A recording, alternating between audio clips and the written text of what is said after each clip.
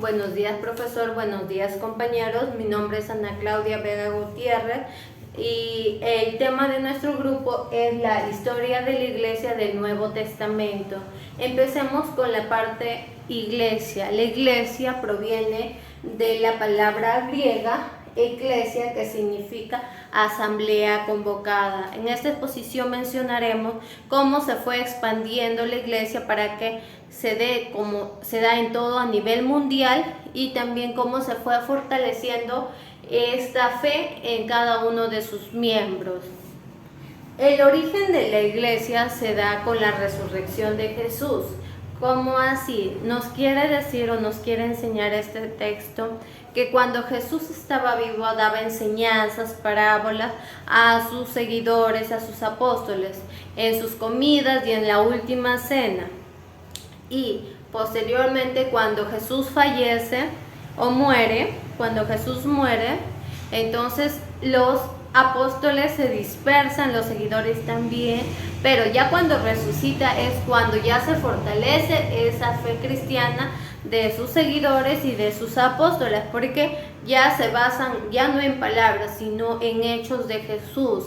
Entonces ya lo consideran ahí también como el Mesías, el que está igual en la creación de Dios.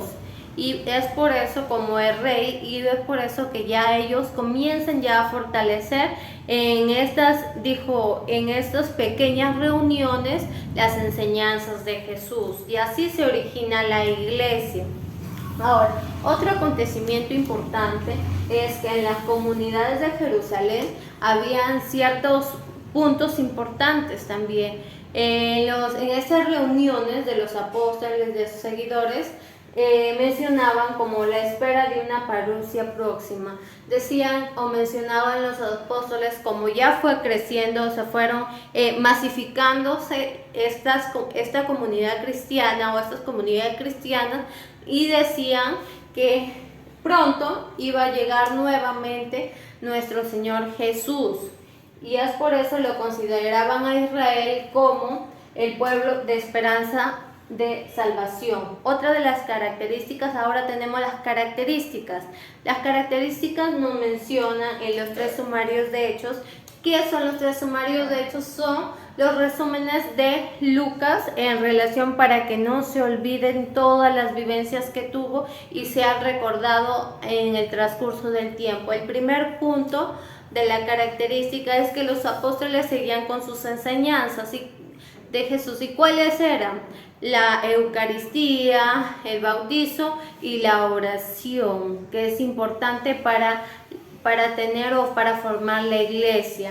Otro punto importante es que los apóstoles realizaban ciertos signos o prodigios, o sea, ciertas enseñanzas o sucesos que un poco atemorizaban a la población o a sus seguidores, pero que le ayudaban a fortalecer esta fe.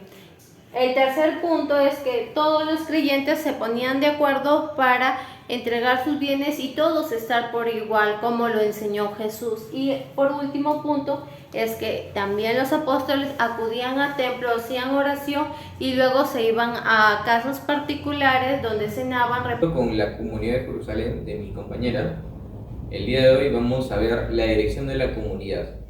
Esta dirección se dio por los 12 apóstoles.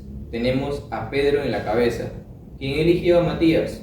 De él partió la iniciativa de emprender la misión entre los judíos de Palestina. También Pablo reconocía la autoridad de Pedro.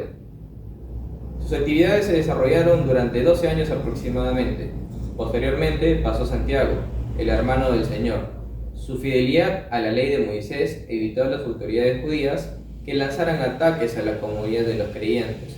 Por eso, Herodes decapitó a Santiago, uno de los 12 discípulos, en el año 41, y detuvo a Pedro, quien posteriormente fue liberado de forma milagrosa.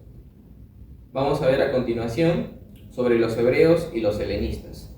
Se llamaban hebreos a los judíos de Palestina, que hablaban arameo y leían la Biblia en hebreo, y helenistas eran los judíos exiliados de su país, cuya lengua era la griega.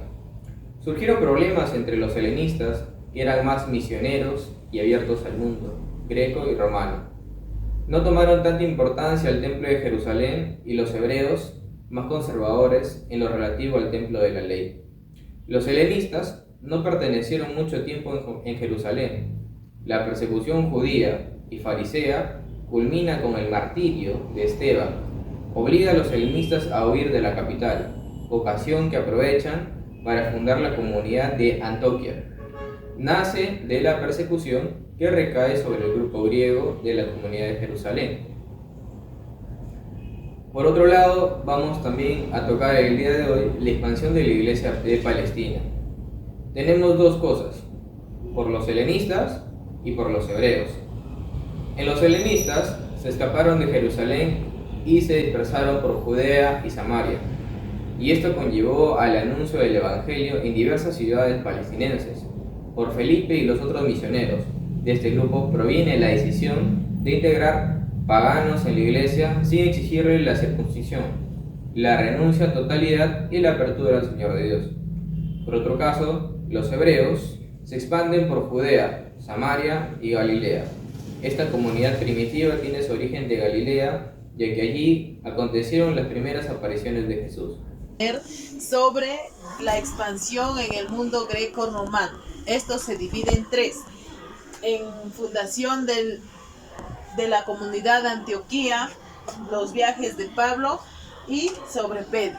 Bien, en lo que es la fundación de la comunidad de Antioquía, nos dice que luego que los helenistas huyeran a varios lugares como Fenecia, Chipre y Antioquía, fue en la ciudad de Antioquía en donde fundaron la primera comunidad cristiana. Y por primera vez lo llamaron a los discípulos de Jesús con el nombre de cristianos. Esta comunidad fue creada por judíos y gentiles. Tenemos los viajes de Pablo. Nos dice que Pablo fortaleció varias comunidades cristianas, predicó en varios lugares, en sinagogas, en casas privadas, y también escribió varias cartas para fortalecer la fe cristiana. También nos dice que sus viajes fueron cruciales para expandir el cristianismo más allá de Judea y Galilea. Tenemos el primer viaje. El primer viaje nos dice que fue en el año 46 después de Cristo, donde mayormente se concentró en Asia Menor, que viene a ser ahora la nueva Turquía, la ciudad de Turquía. Es ahí donde fundó varias comunidades cristianas. En el segundo viaje de Pablo tenemos también esto inició en el año 49 después de Cristo. Y esto mayormente se concentró el segundo viaje de Pablo en la Asia Menor también, pero también llegó hasta Europa.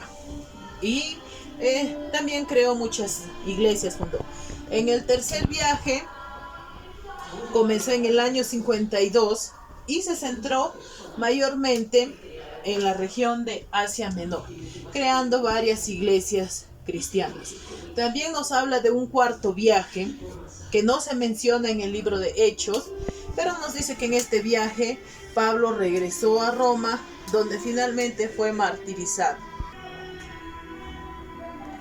Estos viajes de Pedro fueron cruciales para propagar nuestro cristianismo, para fortalecer nuestra fe en el mundo antiguo, que hasta el día de hoy nos sirve los viajes y el sacrificio que hizo Pablo. Bien, tenemos a Pedro. Pedro fue otro de los discípulos de Jesús, destacado apóstol, quien fue el encargado para dirigir la comunidad cristiana, y también fue su misión comenzó con los judíos y fue el encargado de evangelizar a los circuncisos. Y en Roma la comunidad cristiana desarrolló un estrecho vínculo con Pedro. Gracias. Doy pase a mi siguiente compañero. Estimado maestro, reciba un cordial saludo. En esta oportunidad voy a exponer sobre el tema la segunda generación cristiana. Para empezar, nos habla sobre los 4 evangelios considerados canónicos que fueron escritos en la época de la segunda generación cristiana. Esta tiene 3 características. Hablaré en primer lugar de la ruptura con el judaísmo. En este punto nos dice que los cristianos se consideraban un grupo más al interior del judaísmo. Pero eso cambia cuando se produce una rebelión en el año 66. Como consecuencia de esa rebelión culminó con la destrucción de Jerusalén y del templo en el año 70. Y después de la destrucción del templo durante el año 70, aconteció una reunión de todas las corrientes vivas del judaísmo en Yamnia. Asimismo, en la década de los 80 se produjo un esfuerzo organizado a fin de expulsar de la sinagoga a los judíos que creían en Jesús. Y en el año 90, siendo el rabino Gamaliel II presidente de la asamblea de Yamnia, empezaron a hacerse más frecuentes las excomuniones formales como un arma en contra de los que estaban en desacuerdo. Y en el segundo lugar hablaré de la muerte de los testigos directos. En esta parte nos habla sobre la impactante muerte violenta de Pedro y Pablo, vinculado al incendio de Roma en el año 64. Se dice que había sido el emperador Nerón mismo el culpable del gigantesco incendio que destruyó totalmente varios barrios de la ciudad, ¿no? Sin embargo, a fin de no levantar sospecha, Nerón culpa a los cristianos como autores del incendio. Siendo así, fueron detenidos una multitud de personas a quienes los quemaron en los jardines del Nerón, quien realmente era el culpable del incendio. La muerte progresiva de los discípulos obligó a conservar los recuerdos sobre Jesús de la forma más completa y fiel, dando lugar a los evangelios, ¿no? Y finalmente hablaré sobre el cambio de situación de las comunidades cristianas. El cristianismo pasa a ser una religión urbana al instalarse en las principales ciudades. Con esto no nos quiere decir que el cristianismo se hace más diverso tanto desde el punto de vista social, ¿no? Hay cristianos ricos, hay cristianos pobres, esclavos y libres. Asimismo, el radicalismo de los predicadores ambulantes va dando lugar a un cristianismo más sedentario y más institucionalizado. Bueno, eso sería todo por mi parte. Muchas gracias. Buenas noches, profesor. En esta noche tengo que exponer el tema de la persecución romana. En esta lectura que he dado las siguientes conclusiones. Sobre la persecución romana, los romanos perseguían a los cristianos porque netamente los cristianos contradecían con el imperio, ya que el imperio imponía leyes y ellos no los hacían caso. Creían que los varios dioses que tenían habían traído una desgracia al occidente.